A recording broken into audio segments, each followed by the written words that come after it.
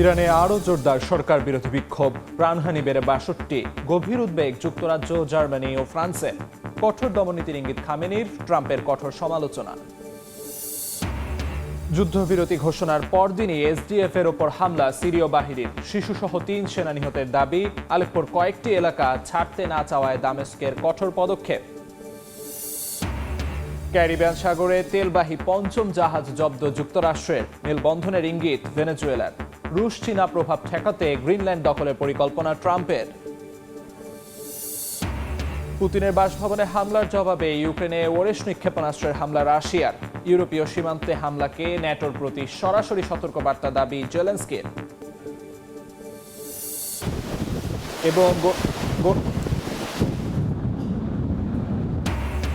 এবং গোরেত্তি ঝড়ের তাণ্ডবে বিপর্যস্ত ফ্রান্স, আহত ২৮। যুক্তরাজ্যের হিথ্রো বিমানবন্দরে বাতিল ৫০টির বেশি ফ্লাইট। দাবানলে পুড়ছে অস্ট্রেলিয়ার দক্ষিণ পূর্বাঞ্চল।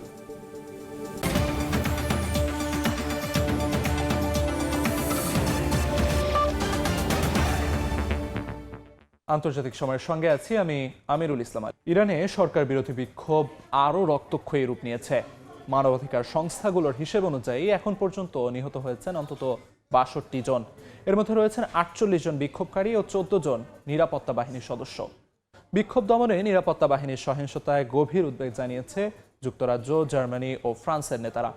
পরিস্থিতি মোকাবিলায় এবার কঠোর দমননীতির ইঙ্গিত দিয়েছেন দেশটির সর্বোচ্চ নেতা আয়াতুল্লাহ আলী খামেনি।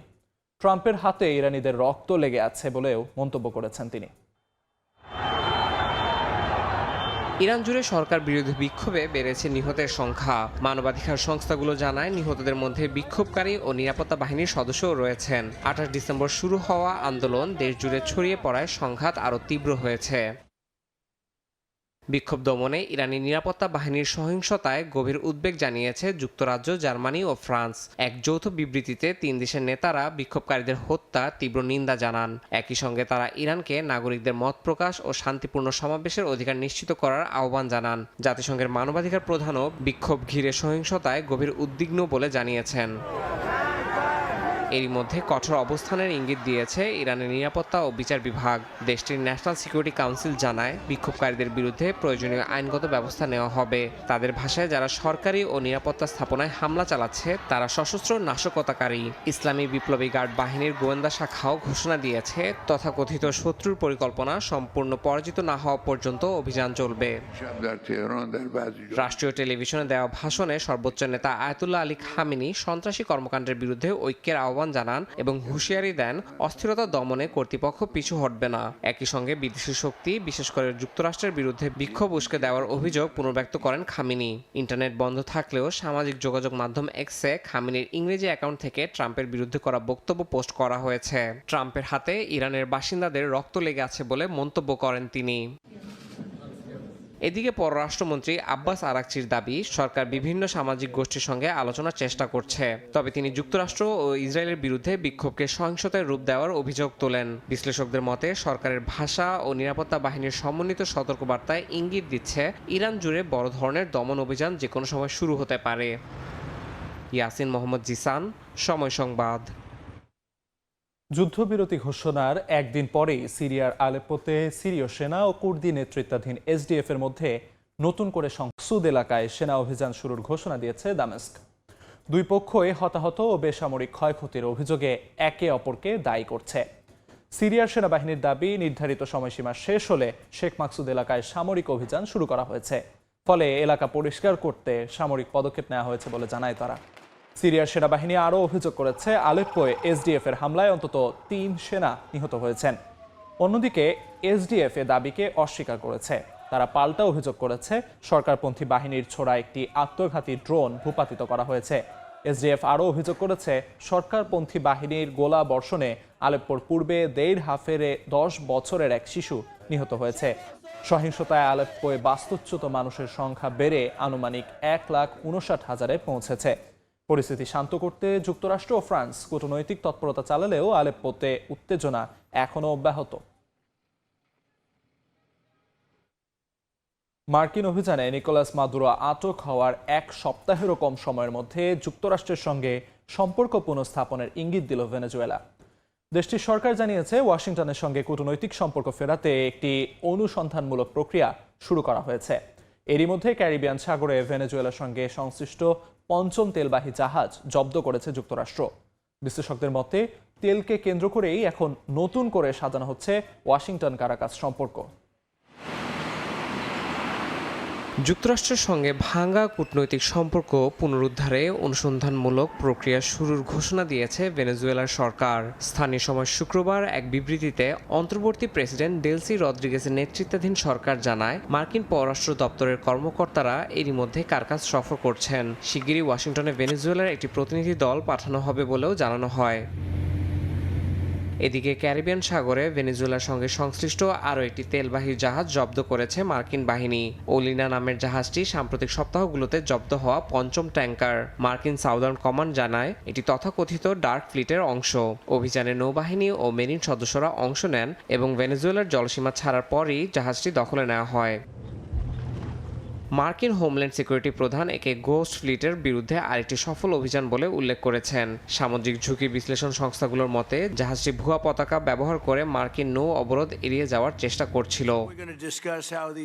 এর মধ্যেই হোয়াইট হাউসে বিশ্বের শীর্ষ তেল কোম্পানিগুলোর নির্বাহীদের সঙ্গে বৈঠক করেছেন প্রেসিডেন্ট ডোনাল্ড ট্রাম্প। বৈঠকে তিনি বলেন, ভেনেজুয়েলার তেল উৎপাদন পুনর্গঠন যুক্তরাষ্ট্রের কৌশলগত স্বার্থে গুরুত্বপূর্ণ।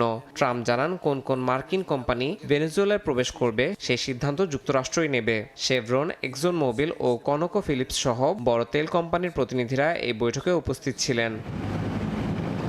মার্কিন কর্মকর্তারা স্পষ্ট করে বলেছেন, ভেনেজুয়েলার তেল বিক্রি ও রাজস্ব দীর্ঘমেয়াদে নিয়ন্ত্রণে রাখতে চায় ওয়াশিংটন, যাতে দেশটির রাজনৈতিক গতিপথ যুক্তরাষ্ট্রের স্বার্থের সঙ্গে সামঞ্জস্যপূর্ণ থাকে। ইয়াসিন মোহাম্মদ জিসান, সময় সংবাদ। আন্তর্জাতিক সময় আরও থাকছে। ভারতে ইডির বিরুদ্ধে আন্দোলনে 8 কিলোমিটার পথ হেঁটে মিছিল মমতার। সাংবিধানিক পদে থেকে তদন্তকারী সংস্থার কাজে বাধা দেওয়ার অভিযোগে ক্ষুব্ধ বিজেপি কংগ্রেস।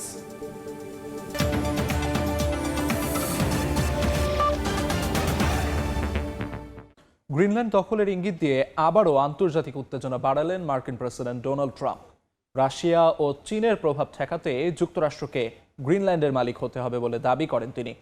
প্রয়োজনে সহজ পথে না হলে কঠিন পথ বেছে নেওয়ার কথাও বলেন ট্রাম্প। তার এই বক্তব্যকে সার্বভৌমত্বের প্রতি সরাসরি হুমকি হিসেবে দেখছে ডেনমার্ক ও ইউরোপের মিত্ররা। গ্রিনল্যান্ড নিয়ে আবারও আগ্রাসী অবস্থান নিলেন মার্কিন প্রেসিডেন্ট ডোনাল্ড ট্রাম্প। স্থানীয় সময় শুক্রবার সাংবাদিকদের সঙ্গে মতবিনিময়ের সময় তিনি বলেন, রাশিয়া ও চীনের ক্রমবর্ধমান প্রভাব ঠেকাতে যুক্তরাষ্ট্রকে গ্রিনল্যান্ড নিজেদের মালিকানায় নিতে হবে। প্রয়োজনে সহজ পথে বা কঠিন পথে এগোনোর কথাও বলেন তিনি, যা নতুন করে বিতর্ক উস্কে দিয়েছে। হোয়াইট হাউসের সাম্প্রতিক বক্তব্য অনুযায়ী ডেনমার্কের অধীন স্বায়ত্তশাসিত এই ভূখণ্ড কিনে নেওয়ার বিষয়টি এখনও আলোচনায় রয়েছে। একই সঙ্গে জোরপূর্বক দখলের সম্ভাবনাও পুরোপুরি নাকচ করা হয়নি। তবে ডেনমার্ক ও গ্রিনল্যান্ড স্পষ্ট করে জানিয়েছে গ্রিনল্যান্ড বিক্রির জন্য নয়। কোপেনহেগেন সতর্ক করেছে, সামরিক পদক্ষেপ নিলে ন্যাটো জোটের ঐক্যই প্রশ্নের মুখে পড়বে।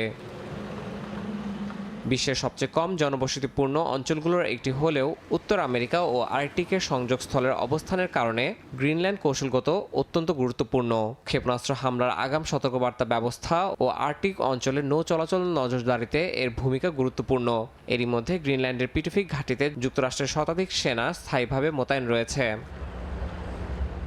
তবে ট্রাম্পের দাবি বিদ্যমান নিরাপত্তা চুক্তি যথেষ্ট নয়। তার ভাষ্যমতে 9 বছর বা 100 বছরের চুক্তি নিরাপত্তা নিশ্চিত করে না, মালিকানা থাকতে হয়। একই সঙ্গে তিনি অভিযোগ করেন গ্রিনল্যান্ড রুশ ও চীনা জাহাজে ভরে গেছে, যদিও এই দাবির পক্ষে কোনো নির্দিষ্ট প্রমাণ উপস্থাপন করেননি তিনি। ট্রাম্পের বক্তব্যের পর ডেনমার্কের পাশে দাঁড়িয়েছে ইউরোপের প্রধান দেশগুলো ও কানাডা। এক যৌথ অবস্থানে তারা জানায়, গ্রিনল্যান্ডের ভবিষ্যৎ নির্ধারণের অধিকার কেবল ডেনমার্ক ও গ্রিনল্যান্ডের জনগণের। আর্কটিক নিরাপত্তা জোরদারের আহ্বান জানালেও তারা একই সঙ্গে জাতিসংঘ সনদের সার্বভৌমত্ব ও সীমান্তের অখণ্ডতার নীতির উপর জোর দিয়েছে। ইয়াসিন মোহাম্মদ জিসান, সময় সংবাদ। ইউক্রেনে এক রাতেই নজিরবিহীন ড্রোন ও মিসাইল হামলা চালিয়েছে রাশিয়া। প্রেসিডেন্ট ভ্লাদিমির পুতিনের বাসভবনে হামলার জবাবে বেশ কয়েকটি শহরে শব্দের চেয়ে দ্রুত গতির ওরেশনিক হাইপারসনিক মিসাইল দিয়ে আঘাত করেছে মস্কো। ইউরোপের সীমান্তের কাছে এমন শক্তিশালী ক্ষেপণাস্ত্র নিক্ষেপকে ন্যাটোর প্রতি সরাসরি সতর্কবার্তা হিসেবে দেখছেন ইউক্রেনের প্রেসিডেন্ট ভলোদিমির জেলেনস্কি। এর মধ্যে ইউক্রেনে বহুজাতিক বাহিনী মোতায়েনের প্রস্তুতি হিসেবে $25 কোটি বরাদ্দ দিয়েছে ব্রিটেন। প্রেসিডেন্ট ভ্লাদিমির পুতিনের বাসভবনে হামলার জবাবে ইউক্রেনের বিভিন্ন অঞ্চলে ওরিশনিক ক্ষেপণাস্ত্র দিয়ে শক্তিশালী হামলা চালিয়েছে রাশিয়া। দেশটির প্রতিরক্ষা মন্ত্রণালয় জানিয়েছে, স্থানীয় সময় শুক্রবার ইউক্রেনের পশ্চিমাঞ্চলীয় শহর লবিভ লক্ষ্য করে এই ক্ষেপণাস্ত্র ছোড়া হয়। রাশিয়ার দাবি, ইউক্রেনের সামরিক ড্রোন নির্মাণ কারখানা এবং দেশটির মিলিটারি ইন্ডাস্ট্রিয়াল কমপ্লেক্সকে লক্ষ্য করে এই হামলা চালানো হয়েছে এবং তা সফল হয়েছে। বিবৃতিতে আরও বলা হয়, ওরিশনিক নিখুঁতভাবে লক্ষ্যবস্তুতে আঘাত হেনেছে। হামলায় আবাসিক ভবন ব্যাপকভাবে ক্ষতিগ্রস্ত হয়েছে। পানি সরবরাহ প্রায় বিচ্ছিন্ন হয়ে গেছে। কিয়েভে প্রায় 5 লাখ গ্রাহকের বিদ্যুৎ ও 6000 ভবনের হিটিং পুনরুদ্ধারে তৎপরতা চালাচ্ছে স্থানীয় নিরাপত্তা বাহিনী। জানুয়ারির হিমাঙ্কের নিচে তাপমাত্রায় বেশ কয়েকজনের মৃত্যুর খবর পাওয়া গেছে। তবুও বাসিন্দারা বলছেন, শান্তি প্রচেষ্টায় রাশিয়ার অনাগ্রহ সত্ত্বেও তাদের মনোবল ভাঙেনি। ইউক্রেনের প্রেসিডেন্ট ভলোদিমির জেলেনস্কি দাবি করেন, লভিভ অঞ্চলে রাশিয়ার ওরিশনিক ক্ষেপণাস্ত্র হামলা ইচ্ছাকৃতভাবে ইউরোপীয় ইউনিয়নের সীমান্তের খুব কাছাকাছি চালানো হয়েছে। তার মতে, মধ্যম পাল্লার ব্যালিস্টিক ক্ষেপণাস্ত্র ব্যবহারের দৃষ্টিকোণ থেকে এটি ওয়ারশো, বুখারেস্ট, বুদাপেস্ট সহ বহু ইউরোপীয় রাজধানীর জন্য এক ধরনের হুমকি। জেলেনস্কি ক্ষোভ জানিয়ে বলেন, মস্কো যখন এমন অস্ত্র ব্যবহারের পেছনে কোনো গ্রহণযোগ্য ব্যাখ্যা দেওয়ার চেষ্টাও করছে না, তখন ব্যক্তিগত সম্পর্ক বা কূটনৈতিক ভাষা দিয়ে পরিস্থিতি এড়ানো যাবে না। এমন প্রেক্ষাপটে যুক্তরাজ্য সম্ভাব্য যুদ্ধবিরতির পর ইউক্রেনে বহুজাতিক বাহিনী মোতায়েনের প্রস্তুতিতে $25 কোটি বরাদ্দ দিয়েছে। London Paris Kyiv coalition of the willing কাঠামো অনুযায়ী ইউক্রেনের যোগাযোগ ব্যবস্থা, ড্রোন প্রতিরোধ ও সেনা প্রস্তুতি জোরদার হবে। ব্রিটেনে উৎপাদিত অক্টোপাস ইন্টারসেপ্টর ড্রোন জানুয়ারি থেকে ইউক্রেনে পাঠানো হবে বলে জানানো হয়েছে। মালিহা সুহুরওয়ার্দী, সময় সংবাদ। শক্তিশালী ঝড় গোরেত্তির তাণ্ডবে বিপর্যস্ত ফ্রান্স ও ব্রিটেন। ঝড়ের আঘাতে উপড়ে গেছে বহু গাছপালা, সেই সঙ্গে ক্ষতিগ্রস্ত হয়েছে বহু আবাসিক ভবন। ফ্রান্সে আহত হয়েছেন অন্তত 28 জন। বিদ্যুৎ গ্রিড ক্ষতিগ্রস্ত হয়ে বিদ্যুৎহীন অবস্থায় আছে দেশটির প্রায় 3,80,000 পরিবার। যুক্তরাজ্যের বৃহত্তম হিথ্রো বিমানবন্দরে 50টির বেশি ফ্লাইট বাতিলের পাশাপাশি অনেক এলাকায় রেল পরিষেবা সাময়িক বন্ধ রাখা হয়েছে।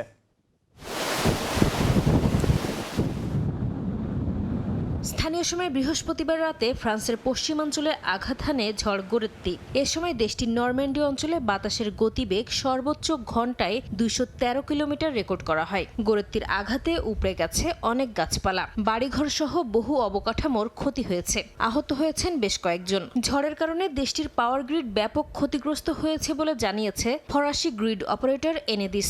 এতে অঞ্চলটির প্রায় 3,80,000 পরিবার বিদ্যুৎহীন হয়ে পড়েছে। ক্ষতির মুখে টেলিযোগাযোগ ব্যবস্থাও। এর আগে সতর্কতামূলক ব্যবস্থা হিসেবে নরম্যান্ডি অঞ্চলের মানচে ও সেন্ট মারিতিম বিভাগে সব শিক্ষা প্রতিষ্ঠান বন্ধ ঘোষণা করা হয়। ঝড়ের প্রভাবে ব্যাহত হয় রেল চলাচল, বাতিল করা হয় বহু ট্রেন। ফ্রান্সের পাশাপাশি প্রভাব পড়েছে প্রতিবেশী যুক্তরাজ্যেও। ঝড়ের কারণে প্রায় 57,000 বাড়ি বিদ্যুৎহীন ছিল বলে জানিয়েছে দেশটির ন্যাশনাল গ্রিড। লন্ডনের হিথ্রো বিমানবন্দরে 50টির বেশি ফ্লাইট বাতিল করে ব্রিটিশ এয়ারওয়েজ। মিডল্যান্ডস ও দক্ষিণ পশ্চিম ইংল্যান্ডে রেল পরিষেবা সাময়িক বন্ধ রাখা হয়। ঝড়ের কারণে বিভিন্ন অঞ্চলে শিক্ষা প্রতিষ্ঠান বন্ধের পাশাপাশি বাসিন্দাদের অপ্রয়োজনীয় ভ্রমণ এড়ানোর নির্দেশ দিয়েছে জরুরি সেবা সংস্থাগুলো। নাসরিন রুমি, সময় সংবাদ। তুষারপাতে বিপর্যস্ত ইউরোপের বেশ কয়েকটি দেশ। যুক্তরাজ্যের মধ্যাঞ্চল বরফে ঢেকে গেছে। আগামী দিনগুলোতেও ভারী তুষারপাতের আভাস দিয়েছে আবহাওয়া দফতর। ক্রোয়েশিয়া, সার্বিয়া ও বসনিয়ায় তাপমাত্রা নেমে গেছে বিপজ্জনক পর্যায়ে। এদিকে তুষারপাতে অচল হয়ে পড়েছে বেলজিয়ামের যোগাযোগ ব্যবস্থা। স্থানীয় সময় বৃহস্পতিবার যুক্তরাজ্যের মধ্যাঞ্চলের ওয়ালসালে ভারী তুষারপাতে রাস্তাঘাট, রেল স্টেশন বরফে ঢেকে যায়। মানুষ হেঁটে ও ধীর গতিতে গাড়ি চালিয়ে চলাচল করতে বাধ্য হয়। আগামী দিনগুলোতেও ভারী তুষারপাত ও প্রবল বাতাস অব্যাহত থাকতে পারে বলে সতর্ক করে আবহাওয়া দফতর। পাশাপাশি জনগণকে অপ্রয়োজনীয় ভ্রমণ এড়িয়ে চলার পরামর্শ দেওয়া হয়েছে। বলকান অঞ্চলের পশ্চিমাঞ্চল ঢেকে গেছে বরফের চাদরে। ক্রোয়েশিয়া, সার্বিয়া ও বসনিয়ায় তাপমাত্রা নেমে গেছে বিপজ্জনক পর্যায়ে। বরফে স্থবির হয়ে গেছে জনজীবন। ক্রোয়েশিয়ার জাগ্রেবে তাপমাত্রা নেমে আসে -17 ডিগ্রি সেলসিয়াসে। সার্বিয়ার রাজধানী বেলগ্রেদে ব্যাহত হয় যান চলাচল। বসনিয়ার সারায়েভোতে বরফে ঢেকে যায় প্রধান সড়ক ও ফুটপাত। এদিকে বেলজিয়াম জুড়ে তুষারপাত আর বরফে অচল যোগাযোগ ব্যবস্থা। স্থানীয় সময় বৃহস্পতিবার কমলা সতর্কতা জারি করে দেশটির আবহাওয়া দফতর। ব্রাসেলসের গণপরিবহন কর্তৃপক্ষ জানায় একাধিক বাস ও ট্রাম লাইনে চলাচল ব্যাহত হয়েছে। পাশাপাশি বিমানবন্দরে রানওয়ে পরিষ্কারের কারণে ফ্লাইটে বিলম্ব হচ্ছে। পরিচিতা শেহজিন, সময় সংবাদ। Thai Aluminium. The better is now the best. ভয়াবহ দাবানলে পুড়ছে অস্ট্রেলিয়ার দক্ষিণ পূর্বাঞ্চল। আগুনে পুড়ে ছাই হয়ে গেছে মেলবোর্নের অদূরে কয়েকটি উপশহর। দাবানল গ্রাস করেছে 36,000 হেক্টর বনভূমি। এখন পর্যন্ত অন্তত 3 জন নিখোঁজ আছেন। প্রত্যন্ত এসব অঞ্চলে প্রবাসী বাংলাদেশিরা স্থায়ীভাবে বসবাস করেন না বলেই জানা গেছে। অস্ট্রেলিয়া থেকে SM আমিনুল রুবেলের রিপোর্টে বিস্তারিত। নতুন বছরের শুরুতেই ভয়াবহ দাবানলের কবলে অস্ট্রেলিয়া। স্থানীয় সময় শুক্রবার মেলবোর্ন ও এর আশেপাশের তাপমাত্রা 43 ডিগ্রি ছাড়িয়ে যায়। তীব্র গরম আর শুষ্ক দমকা হাওয়ায় ভিক্টোরিয়া রাজ্যের বনভূমিতে দেখা দেয় দাবানল। নিয়ন্ত্রণহীন আগুনে মেলবোর্ন থেকে 175 কিলোমিটার উত্তরে লংউড ও রাফি উপশহর পুড়ে ছাই হয়ে গেছে বলে জানিয়েছে স্থানীয় কর্তৃপক্ষ। কয়েকজন নিখোঁজ হওয়ার খবর পাওয়া গেছে। ভিক্টোরিয়া রাজ্য ও নিউ সাউথ ওয়েলসের উচ্চ তাপমাত্রা প্রবণ এলাকায় আগেই জরুরি অবস্থা জারি করা হয়েছিল। নিরাপদ আশ্রয়ে সরে যেতে বলা হয়েছিল ঝুঁকিতে থাকা বাসিন্দাদের। তবে বাড়তি সতর্কতা ও দমকল বাহিনীর সব প্রচেষ্টা ব্যর্থ করে মাত্র কয়েক ঘন্টায় ভিক্টোরিয়া ও নিউ সাউথ ওয়েলসের কয়েকটি আবাসিক অঞ্চলে দ্রুত আগুন ছড়িয়ে পড়ে। কয়েকটি উপশহরে প্রায় 35,000 ঘরবাড়ি বিদ্যুৎ বিচ্ছিন্ন অবস্থায় আছে। গৃহহীন অনেকেই কাছের আশ্রয়কেন্দ্রে অবস্থান নিয়েছেন। কেন্দ্রীয় সরকারের পক্ষ থেকে এরই মধ্যে সব ধরনের সহায়তার নিশ্চয়তা দেওয়া হয়েছে। প্রত্যন্ত এসব অঞ্চলে প্রবাসী বাংলাদেশিরা স্থায়ীভাবে বসবাস করে না বলে জানা গেছে। আর তীব্র দাবদাহের মধ্যেই গ্রীষ্মমণ্ডলীয় ঘূর্ণিঝড়ের আশঙ্কা করছে আবহাওয়া অধিদপ্তর। SM আমিনুল রুবেল, সময় সংবাদ, অস্ট্রেলিয়া। ভয়াবহ দাবানল ছড়িয়ে পড়েছে জাপানের মাউন্ট ওউগি বনাঞ্চলে। পাহাড়ের মাঝখানে ধোঁয়ার কুণ্ডলী দেখতে পেয়ে দমকল বাহিনীকে খবর দেন স্থানীয় বাসিন্দারা। পরে স্থানীয় কর্তৃপক্ষ নিশ্চিত করে আবাসিক এলাকা থেকে 150 মিটার দূরে ছড়িয়ে পড়েছে দাবানল। এরই মধ্যে বাসিন্দাদের নিরাপদ স্থানে সরে যেতে নির্দেশ দিয়েছে প্রশাসন। আন্তর্জাতিক সময় আরও থাকছে। নিজেদের বিরক্তির ঘোষণা ইয়েমেনের সশস্ত্র গোষ্ঠী STCর। রিয়াদে সৌদির মধ্যস্থতায় বৈঠকে সিদ্ধান্ত। মোহাম্মদ বিন সালমান প্রশাসনের প্রশংসা। তথ্য প্রযুক্তি দফতরে ইডির অভিযানের প্রতিবাদে বিজেপির বিরুদ্ধে আন্দোলন শুরু করেছে তৃণমূল কংগ্রেস। লাগাতার আন্দোলনের প্রথম দিনে প্রায় 8 কিলোমিটার পথ হেঁটে মিছিল করেন দলনেত্রী মমতা বন্দ্যোপাধ্যায়। সাংবিধানিক পদে থেকে কেন্দ্রীয় তদন্তকারী সংস্থার কাজে বাধা দেওয়ার অভিযোগে এদিনও মমতাকে তীব্র আক্রমণ করেন বিজেপি ও কংগ্রেস নেতারা। চলতি বছর মে জুন মাসে রাজ্যটির বিধানসভা ভোট। তার আগে এই ইস্যুতে রাজ্যের রাজনীতিতে উত্তাপ ছড়িয়ে পড়েছে। বিস্তারিত জানাচ্ছেন সুব্রত আচার্য, ছবি তুলেছেন বিশ্বজিৎ দাস। দক্ষিণ কলকাতার যাদবপুরে প্রায় 8 কিলোমিটার পথ পায়ে হেঁটে বিজেপির বিরুদ্ধে এই প্রতিবাদ মিছিলের নেতৃত্ব দেন রাজ্যের মুখ্যমন্ত্রী মমতা বন্দ্যোপাধ্যায়। মিছিলে মমতার পাশে দেখা যায় অভিনেতা ও সাংসদ দেব, অভিনেতা সোহম, কাঞ্চন মল্লিক সহ আরও বেশ কয়েকজন অভিনেত্রীকেও। দীর্ঘ মিছিল এগিয়ে চলে যাদবপুর 8B বাসস্ট্যান্ডের দিকে।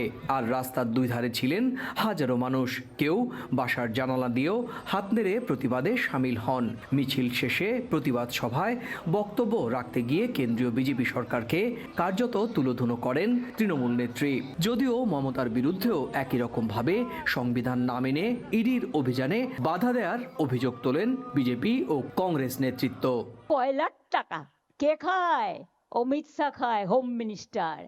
বেশি লাগালে কিন্তু বলে দিচ্ছি, আমার কাছে সব পেন ড্রাইভ করা আছে, আমি কিন্তু ভান্ডা ফাঁস করে দেবো।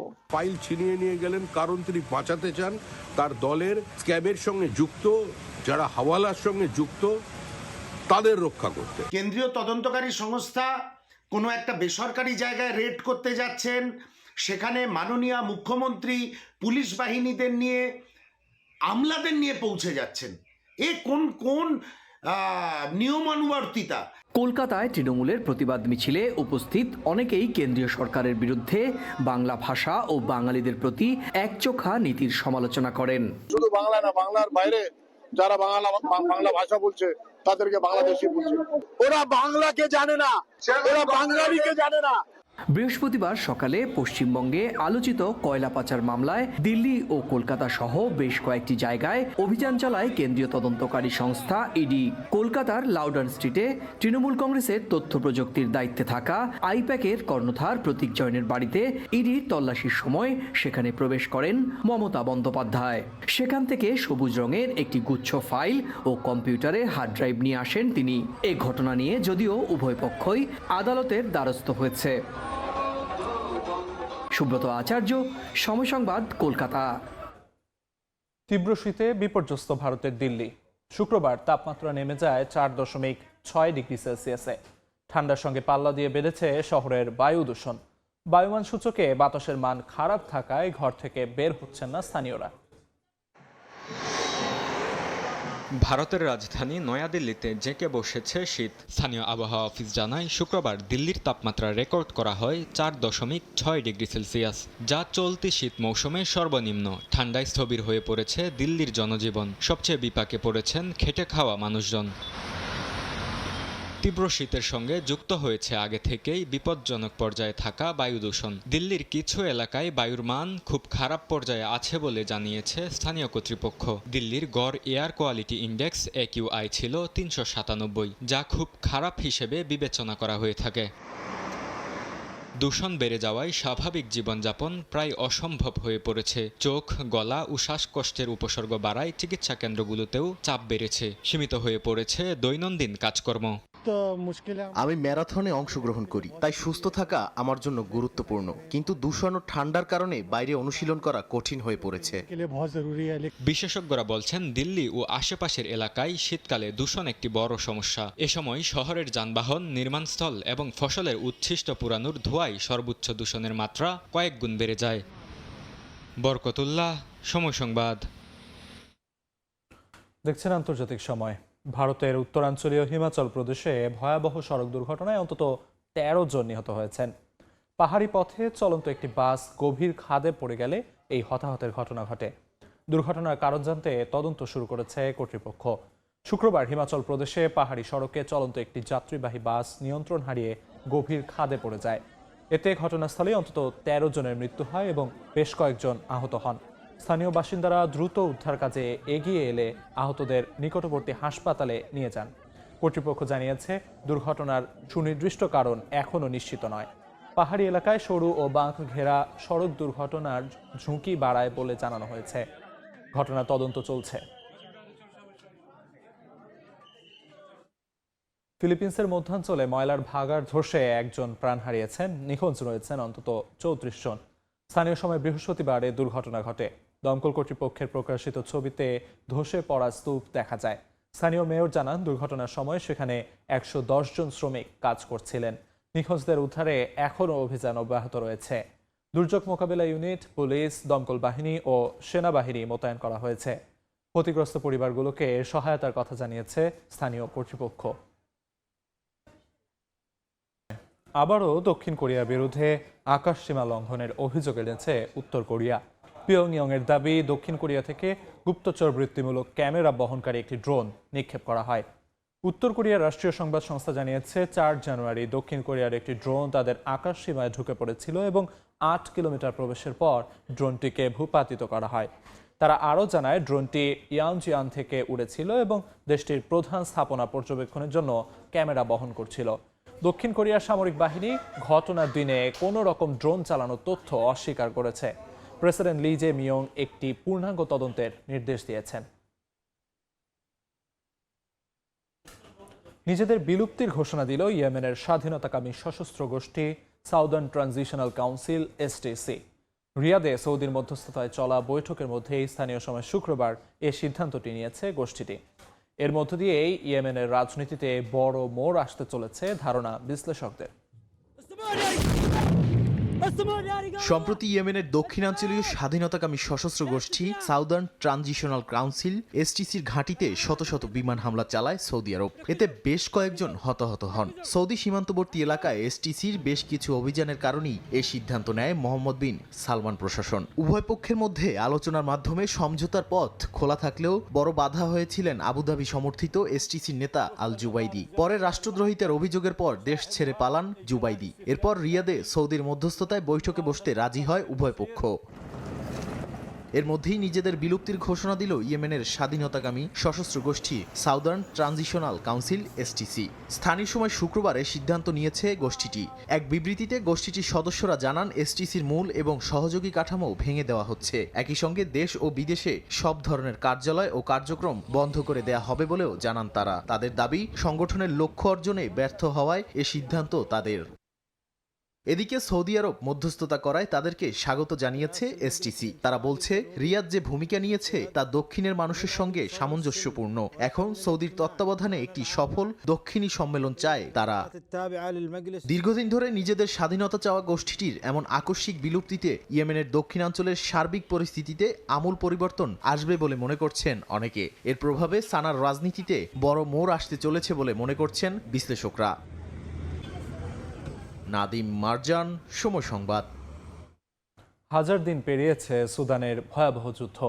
জাতিসংঘ জানিয়েছে দেশজুড়ে মানবিক বিপর্যয়ের মাত্রা স্তম্ভিত করার মতো। 3,40,00,000 মানুষের জরুরি সহায়তা প্রয়োজন। খাদ্য, নিরাপত্তা ও চিকিৎসা সংকটে রয়েছেন তারা। সবচেয়ে বেশি ভুগছে শিশু ও নারীরা। ইউনিসেফের তথ্য অনুযায়ী প্রতিদিন গড়ে 5,000 করে মোট 50 লাখের বেশি শিশু ঘরছাড়া হয়েছে। সহিংসতা থামাতে জরুরি যুদ্ধবিরতির আহ্বান জোরালো হয়েছে।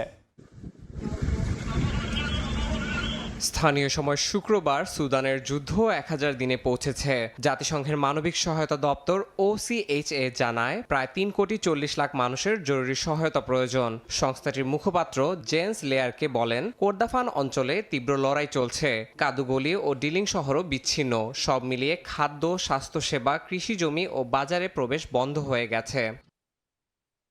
ইউনিসেফের তথ্য অনুযায়ী যুদ্ধ শুরুর পর থেকে প্রতিদিন গড়ে প্রায় 5,000 শিশু ঘরছাড়া হয়েছে। মোট বাস্তুচ্যুত শিশুর সংখ্যা 50 লাখেরও বেশি। ইউনিসেফের মুখপাত্র বলেন, অনেক শিশু একাধিকবার বাস্তুচ্যুত হয়েছে।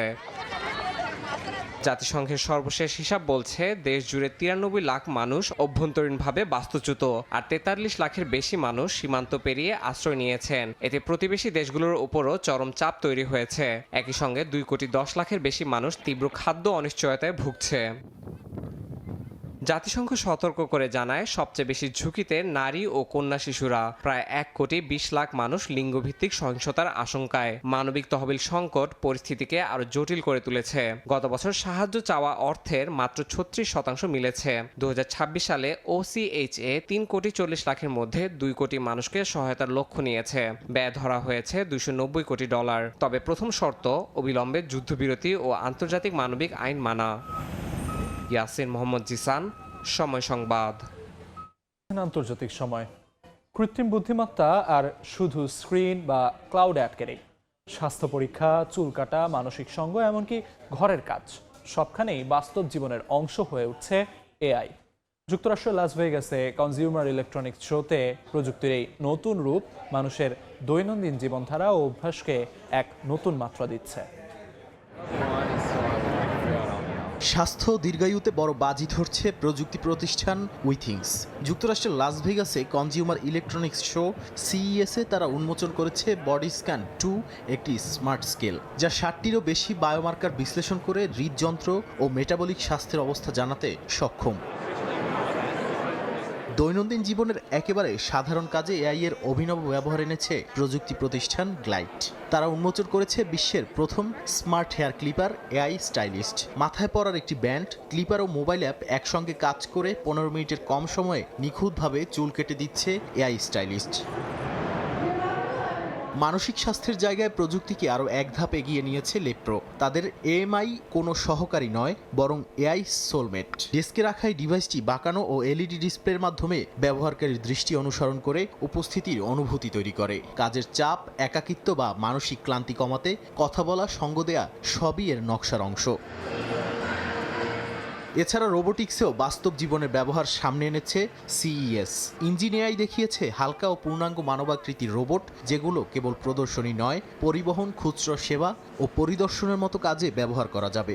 দর্শনার্থীরা রোবটের এই সূক্ষ্ম নড়াচড়া এবং স্থিতিশীল কর্মক্ষমতা দেখে মুগ্ধ হচ্ছেন। পাশাপাশি রোবটের সহযোগী রোবট আর্ম দেখিয়েছে কিভাবে AI এর নির্দেশে ঘরে বসেই থালা ধোয়া বা আলমারি গুছিয়ে রাখা সম্ভব। নাদিম মারজান, সময় সংবাদ। ক্যান্ডি ললিপপে বসানো হয়েছে গান শোনার প্রযুক্তি। মুখে দিলেই শুরু হয় মিউজিক। যুক্তরাষ্ট্রের লাস ভেগাসের কনজিউমার ইলেকট্রনিক্স শোতে সঙ্গীত শুধু শোনা নয়, চেখেও দেখার অভিজ্ঞতাও মিলছে। প্রযুক্তি আর ক্যান্ডির এই মিশ্রণ ঘিরে কৌতূহল ও আগ্রহ তুঙ্গে। সাধারণত স্মার্টফোন বা আলাদা কোনো মিউজিক ডিভাইসেই গান শোনা হয়, তবে এবার সেই অভ্যাসে ভিন্নতা আনছে এক অভিনব উদ্ভাবন। গান শোনা যাবে ললিপপ খেতে খেতেই। যুক্তরাষ্ট্রের লাস ভেগাসে অনুষ্ঠিত কনজিউমার ইলেকট্রনিক্স শো CES উন্মোচন করেছে ললিপপ স্টার নামের এই ব্যতিক্রমী ডিভাইস, যা মিষ্টি স্বাদের সঙ্গে প্রযুক্তির অভিজ্ঞতাকে একসঙ্গে মিলিয়ে দিচ্ছে। ললিপপ স্টার দেখতে সাধারণ ক্যান্ডি ললিপপের মতো হলেও ভেতরে লুকিয়ে আছে সঙ্গীত শোনার প্রযুক্তি। হাড়ের কম্পনের মাধ্যমে শব্দ পৌঁছে যায় কানে। আইস্পাইস ও একনের মতো শিল্পীর গানও এতে যুক্ত করা হয়েছে। এটি শুধু ক্যান্ডি নয়, সঙ্গীত বহনের একটি মাধ্যম। কেউ ক্যান্ডি ললিপপ মুখে রাখলেই কম্পনের মাধ্যমে সঙ্গীত পৌঁছে যায় শ্রোতার কানে। স্বাদ আর শব্দ দুটি আলাদা অনুভূতি কিভাবে একসঙ্গে কাজ করছে, সেটাই আমার কাছে সবচেয়ে আশ্চর্যের। নির্মাতারা বলছেন শিশুদের ডিজিটাল ডিভাইস থেকে কিছুটা দূরে রেখে বাস্তব জগতে প্রযুক্তির আনন্দ দেবে এই ললিপপ। জানান $8.99 মূল্যে CES এর পর বাজারে আসবে পণ্যটি। ইতিমধ্যে 1 মিলিয়নের বেশি মানুষ ওয়েট লিস্টে নাম লিখিয়েছেন। সাদিয়া তাসনিম, সময় সংবাদ। আন্তর্জাতিক সময়ের শীর্ষ সংবাদগুলো জানিয়ে দিচ্ছি আরেকবার।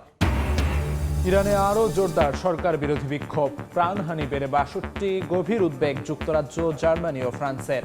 কঠোর দমননীতির ইঙ্গিত খামেনির, ট্রাম্পের কঠোর সমালোচনা। যুদ্ধবিরতি ঘোষণার পরদিনই SDF এর ওপর হামলা সিরীয় বাহিনীর, শিশুসহ 3 সেনা নিহতের দাবি। আলেপ্পোর কয়েকটি এলাকা ছাড়তে না চাওয়ায় দামেস্কের পদক্ষেপ। এবং ক্যারিবিয়ান সাগরে তেলবাহী 5ম জাহাজ জব্দ যুক্তরাষ্ট্রের। মেলবন্ধনের ইঙ্গিত ভেনেজুয়েলার। রুশ চীনা প্রভাব ঠেকাতে গ্রিনল্যান্ড দখলের পরিকল্পনা ট্রাম্পের।